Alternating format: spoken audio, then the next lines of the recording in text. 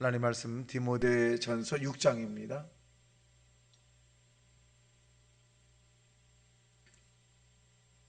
디모데전서 6장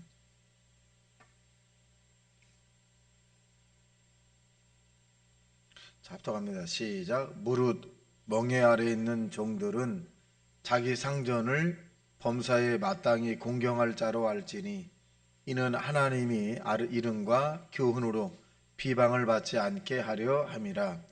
믿는 상전이 있는 자들은 그 상전을 형제라고 가볍게 여기지 말고 더 잘 섬기게 하라.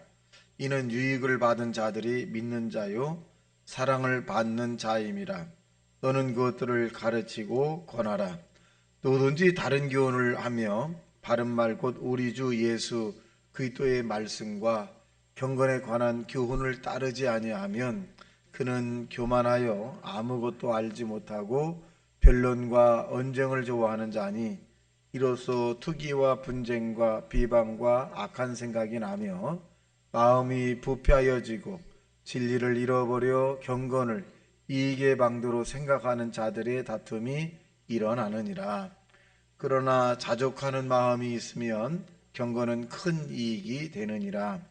우리가 세상에 아무것도 가지고 온 것이 없음에 또한 아무것도 가지고 가지 못하리니 우리가 먹을 것과 입을 것이 있은즉 족한 줄로 알 것이니라.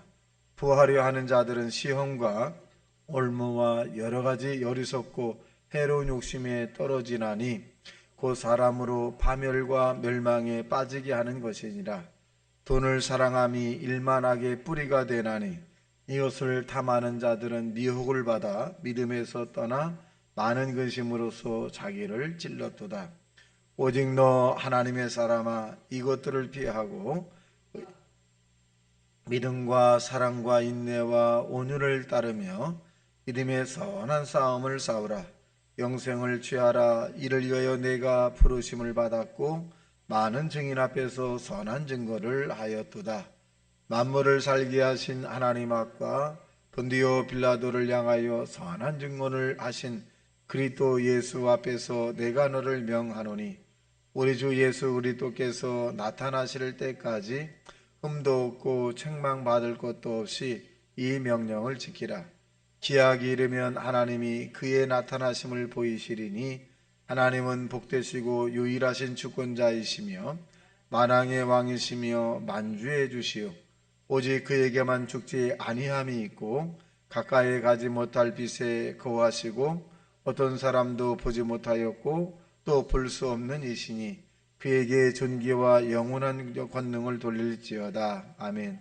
내가 이 세대에서 부한 자들을 명하여 마음을 높이지 말고 정한이 없는 재물에 소망을 두지 말고 오직 우리에게 모든 것을 후히 주사 누리게 하시는 하나님께 두며 선을 행하고 선한 사업을 많이 하고 나누어 주기를 좋아하며 너그러운 자가 되게 하라.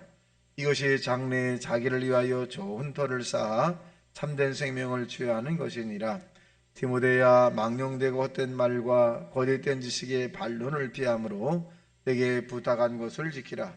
이것을 따르는 사람들이 있어 믿음에서 벗어나느니라. 은혜가 너희와 함께 있을지어다. 아멘. 자, 오늘 이 6장에 있는 내용은 이제 관계에 대한 사람의 관계.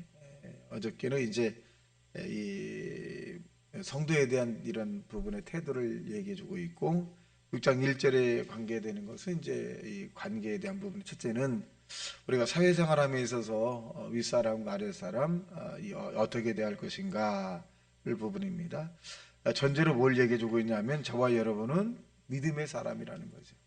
그래서 믿음의 사람이기 때문에 많은 사람들이 저와 여러분을 주시하고 있다. 그래서 예수 믿지 않은 사람과 예수 믿는 사람이 똑같이 잘못을 했어도 예수 믿지 않은 사람은 그러려니 하고 생각을 하고 당연하게 생각을 하지만 잘못되었을 때 예수 믿는 사람은 그것이 큰 힘이 됩니다. 그러니까 1절에 보니까 그렇게 말합니다. 왜 우리가 상전이나 아래 있는 사람에 대한 부분들을 어떻게 대해야 되느냐를 말합니다. 6장 1절 시작.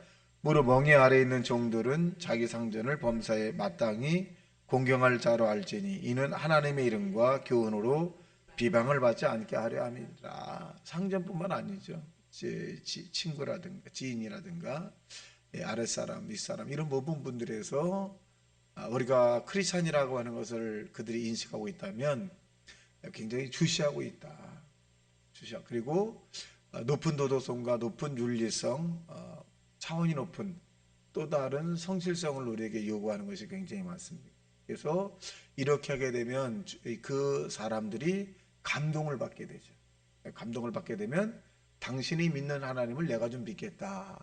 이렇게 나오는 거예요. 그래서 우리가 이 전도라고 하는 것을 하는 사람은 신앙의 성령이 충만한 사람이에요. 굉장히 충만한 사람이 전도하고 그러지 않고 그냥 나만 신앙생활하면 되지라고 하는 것은 그냥 평범한 그냥 신앙인이죠. 그래서 여기 있는 것은 불신자들에게까지도 감동을 준다는 것은 예수 믿음의 사람으로서 감동을 준다는 것은 대단한 성령에 충만한 것이다. 그래서 여기에 보면 이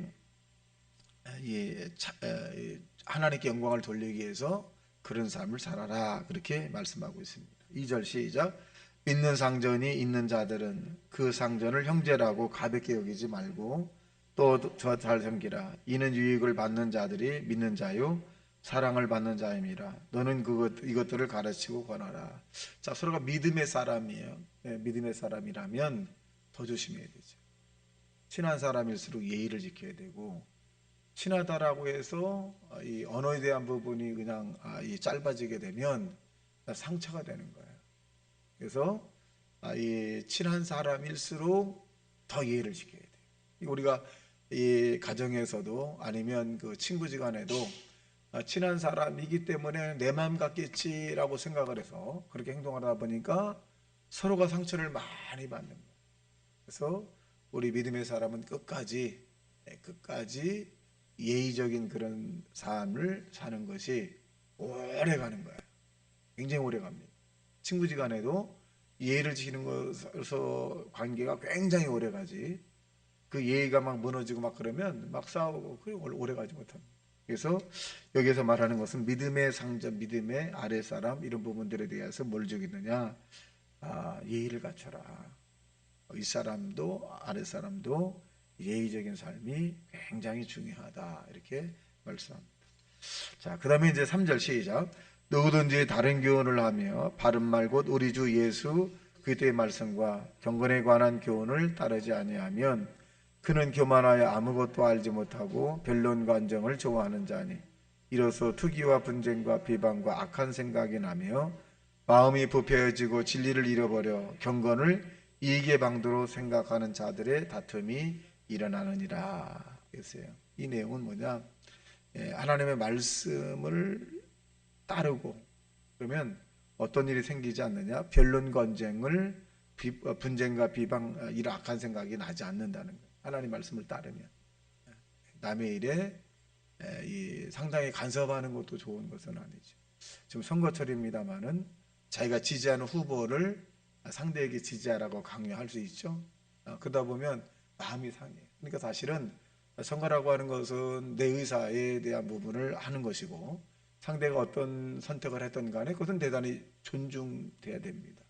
물론 기독교인들은 거의 정해져 있죠. 기독교인들은 예수 믿는 사람을 선택하는 것이 거의 정해져 있어요.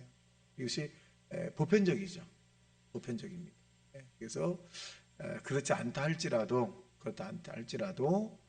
그냥 존중해 주는 것은 굉장히 중요해요. 그걸로 인해서 내 선택자가 옳고 네 선택자가 다르다라고 하는 것은 옳지 못하다 하는 것입니다. 그래서 여러분 나름대로의 철학을 세워야 되겠죠. 내가 선거를 할 때 선거에 이런 그 투표를 하는 대상이 나는 이렇게 하겠다. 어떤 학연이나 지연이나 혜련을 보는 것이 아니라 나는 영적인 상태를 보겠다. 이런 이런 것을 선택을 한다거나 그 영적인 선택을 하고 난 다음에 또 윤리와 도덕성의 것을 내가 이 정도까지 또 나는 정책을 보겠다. 영적인 사람을 선택하고 그다음에 그 사람의 정책을 보겠다. 이렇게 나름대로의 객관화된 부분이 굉장히 중요합니다. 이게 내가 아니까 예수 믿는 사람이건 안 믿는 관계없다. 그것은 대단히 지혜롭지 못합니다. 그래서 내가 아니까 뽑아달라고 하니까 뭐 누구의 아는 이런 부분들은 이 올바른 선택은 아닙니다. 첫째는 영적인 사람, 이 사람 믿는 사람 안 믿는 사람이냐. 나는 이것도 필요 없다. 뭐 그 사람도 뭐 예수 믿게 해도 되겠지. 뭐 그렇게 하시던지. 근데 자기 나름대로의 철학이 분명히 있어야 돼. 신앙에 대한 철학이 있어야 돼. 그렇게 하면 다른 사람이 나에게 뭘 잘했건 잘못했던 간에 그렇게 말해도 그렇게 중요하지 않아요. 상처를 받지는 않습니다. 근데 다른 사람의 말에 휘둘려서 아니면 혈연과 지연 학연 또 아는 지인에 의해서 내가 선택을 하게 되면 아쉬움이죠. 그리고 자기의 주권의 권리를 포기하는 거죠. 포기하는 거.